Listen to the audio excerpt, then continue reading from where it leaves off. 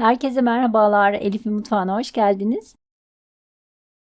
Bugün sizlere çok pratik ve çok lezzetli harika bir ana yemek.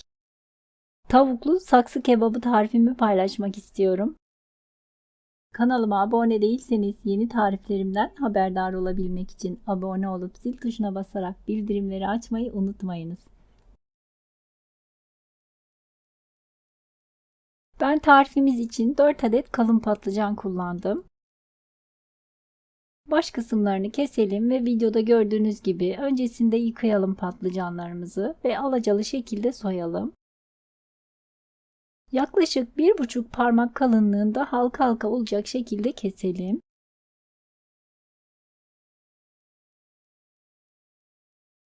Siz bulabilirseniz bostan patlıcan kullanabilirsiniz. Çok daha güzel olacaktır o şekilde.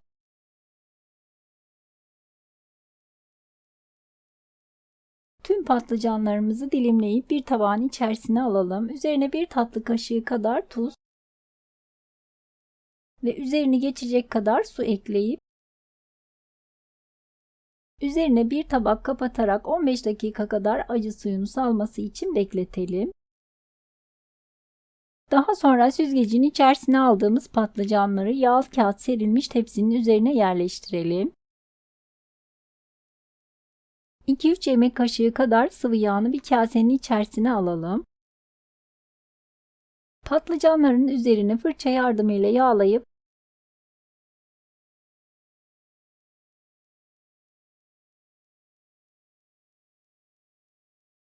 tekrardan ters çevirip diğer taraflarını da aynı şekilde yağlayalım.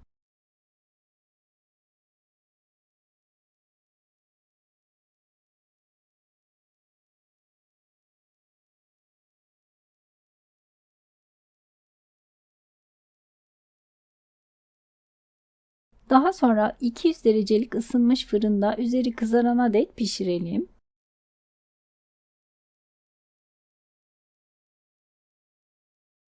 Her iki tarafı da bakın gördüğünüz gibi nar gibi kızardı.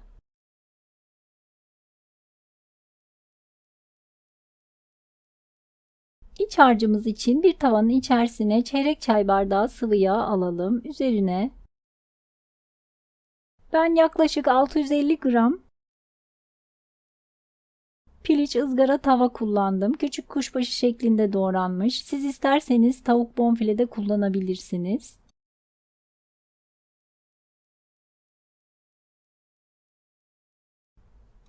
Harlı ateşte birkaç dakika kadar karıştırarak kavuralım. Tavuk kendi bırakmış olduğu suyunu çektikten sonra üzerine bir adet orta boy küçük küçük doğranmış olan kuru soğan ve 4-5 adet yarım halka şeklinde doğranmış sivri biberi de ekleyip birkaç dakika daha kavurmaya devam edelim.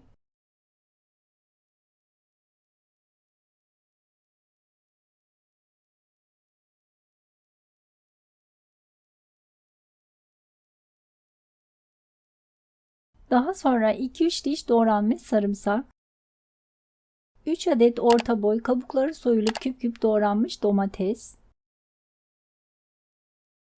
ekleyip karıştıralım.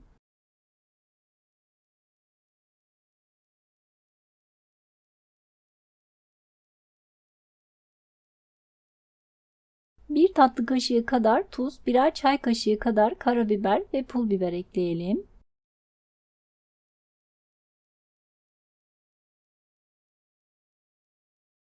Tekrardan karıştırıp tavanın kapağını kapatalım. Kısık ateşte yaklaşık 5 dakika kadar pişmeye bırakalım. Ve daha sonra hazır olan iç harcımızı ocaktan alalım.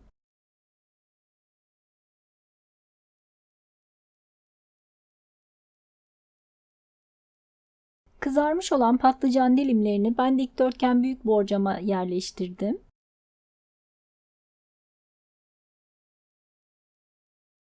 Videoda gördüğünüz gibi tatlı kaşığı ile orta kısımlarına hafifçe bastıralım.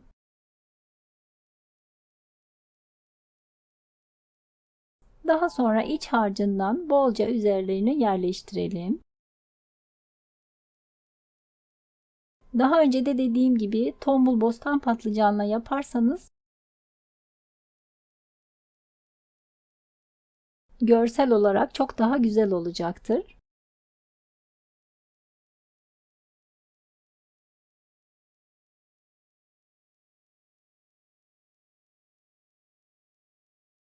İç harcını tüm patlıcanlara bolca yerleştirdikten sonra kalan suyu da üzerlerine gezdiriyorum.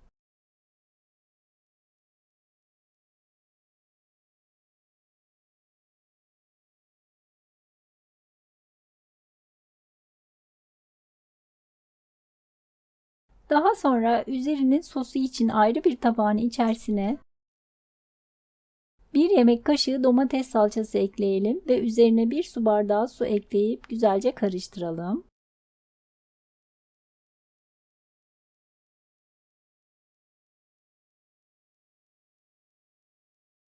Borcamdaki yemeğimizin üzerine ekleyelim.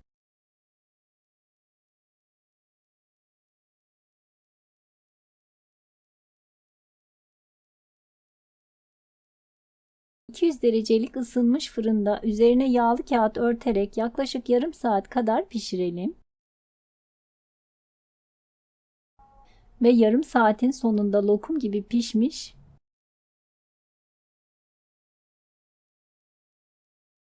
tavuklu saksı kebabımız servis için hazır.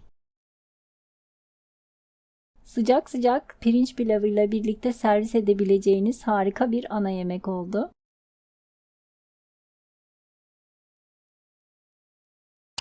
Umarım sizler de dener ve beğenirsiniz.